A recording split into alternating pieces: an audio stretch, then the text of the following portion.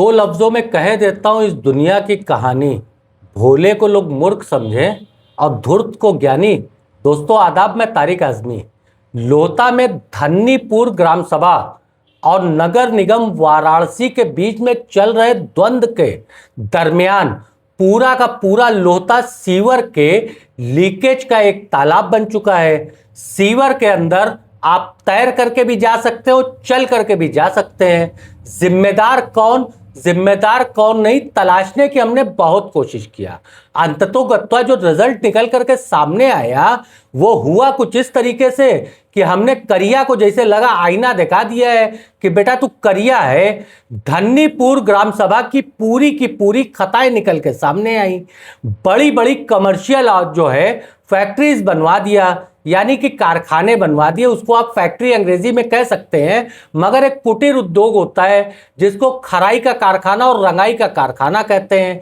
18 inch की sewer line भी बिछा दिया ग्राम प्रधान धन्नीपुर ने। 10 सालों में ये कारखाने खूब फले फूले और उसके बाद 18 इंच की सीवर लाइन जुड़वाई, मगर सीवर को कहीं निस्तारीकरण नहीं करके इन्होंने जो है जलकल विभाग के सीवर में उसको कनेक्ट करवा दिया। उसके बाद दौर आता है पार्षदी चुनाव का। नगर निगम ने एक नया वार्ड बना दिया, उस वार्ड में बना दिया लोहता वार्ड, और लोहता वार्ड से और धमरिया का वार्ड जो बना उसके बाद धन्नीपुर ग्राम सभा अलग हो गया, वो ग्राम सभा के पाले में रह गया और लोहता वार्ड नगर निगम के पाले में आ गया। नगर निगम के पाले में आने के बाद जब लोहता में चौड़ीकरण की कार्रवाई हुई, सड़कें ऊंची हुई, तो पानी का फ्लो लोहता के अंदर जब बढ़ने लगा तो सीवर समस्या बढ़ गई। इस सीवर समस्या के लिए 3 से 4 साल तक लोहता बड़ा जूझा। इसका निस्तारण हुआ। जलकल विभाग ने अपने सीवर में ग्राम सभा के आने वाले सीवर को बंद कर दिया। तो हुआ क्या साहब, धन्नीपुर पूरा सीवर से भर गया। अब इस धन्नीपुर को सीवर से भरने के बाद बड़ा बवाल हो गया। बड़ा ऐसा लगा कि जैसे जो है वहां के ग्राम प्रधान और बीडीसी को किसी ने मिठाई के बता करके मिर्चा खिला दिया हो। फड़फड़ाते हुए लोग गए। नायब तहसीलदार की उपस्थिति में सीवर दोबारा खुलवा दिया गया। सीवर खुला। धन्नीपुर थोड़ा ऊंचाई पे है और वहां से जो है 18 इंच की वाटर फ्लो जब होता है सीवर में, तो उसके वजह से पूरा का पूरा सीवर ओवरफ्लो हो गया रहीमपुरा के तरफ। रहीमपुरा जो है नगर निगम के क्षेत्र में आता है। नगर निगम में चटोरी बाजार वगैरह जो क्षेत्र आता है रहीमपुरा का, ये सब सीवर जो है एकदम आराम से बहने लग गया, जो है नदियों के तरीके से। लोग इस सीवर में तैरने लग गए, पौड़ के जाने लग गए, लोगों के घरों में पानी जाने लग गया। फिर हंगामा हुआ, दोबारा बैठक होती है।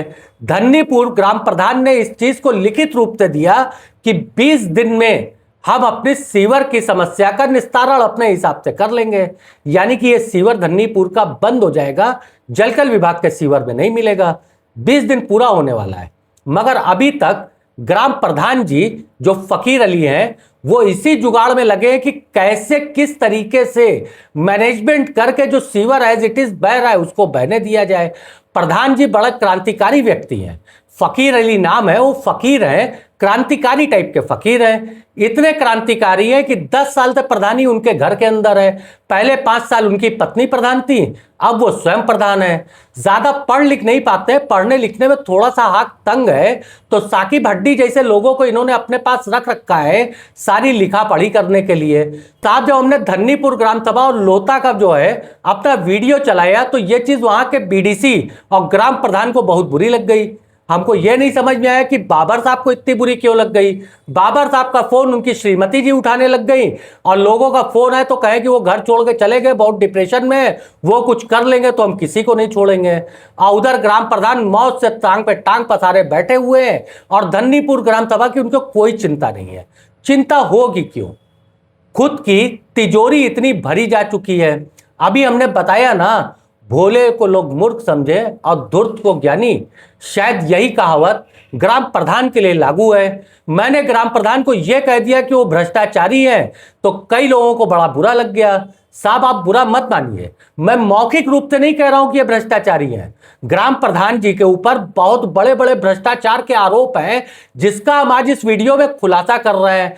प्रधान जी एक क्रांतिकारी पुरुष है, उनका नाम फकीर अली है, फकीर है और क्रांतिकारी फकीर है। इतने क्रांतिकारी फकीर हैं कि मनरेगा के तहत उस व्यक्ति से ये कार्य करवा रहे होते हैं जो व्यक्ति उस समय दुबई में बैठा था, आप स्क्रीन पे अपने देख रहे होंगे, ये पेमेंट की रिसीट्स है, ऑनलाइन इसको चेक किया जा सकता है। जिस फैजान को पेमेंट फकीर अली साहब ने किया हुआ है खड़ंजा उड़ंजा बिछवाने के लिए, साफ सफाई करने के लिए, बड़े विश्वसनीय सूत्र ने बताया है कि 2023 से लेकर 2025 तक 2.5 साल तक यही फैजान दुबई में नौकरी कर रहा था।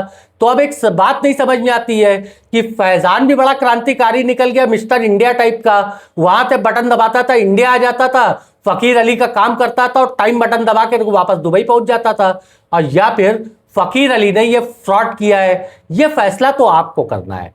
हमको कुछ रसीदें और भी मिली, रसीदों में आप देख रहे होंगे रिजवाना नाम की एक महिला को भी पेमेंट हुआ है। खड़ंजा बिछवाने से लेकर के स्कूल में पानी की व्यवस्था तक के लिए इनको पेमेंट किया गया है।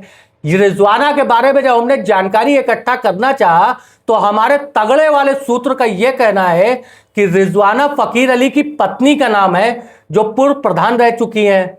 यानी कि फकीर अली साहब फकीर टाइप के प्रधान है, हमने बताया आपको, बहुत क्रांतिकारी टाइप के फकीर टाइप के प्रधान है।